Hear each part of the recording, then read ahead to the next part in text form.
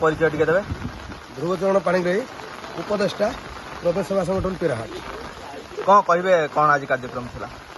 गत काली राति 7टा ठारू जो प्राकृतिक विपर्यय बात्या दाना पाई प्रदेश सेवा संगठन संपूर्ण प्रस्तुत थिला एवं 2टी गाड़ी माध्यम तार सदस्य माने पिराहाट, घंटेश्वर, बालियापाड़, धामरा बुली जो जहाँ समस्या थिला ताको समाधान करने सहित राति 3टारू पुणी बाहरी थिले आसी वर्तमान जे जो बात्या पर जो पवन रे गछ बड़ बड़ गछ गड़ी पड़ी तो ताकू सब सफा करी रास्ता परिष्कार करते आपण देखुले जे जननी एक्सप्रेस जे कि फेरी जाऊला गति ठारे तेणु ताकू पुणी प्रदेश सेवा संगठन पिला माने आसी ताकू रास्ता को परिष्कार करी जननी एक्सप्रेस को रोगी आनिबा पई सुजोग देले एवं वर्तमान बालियापाड़ गद्दी पिराहाट रास्ता संपूर्ण परिष्कार हो जाइए संपूर्ण यातायात सुगम होइछि।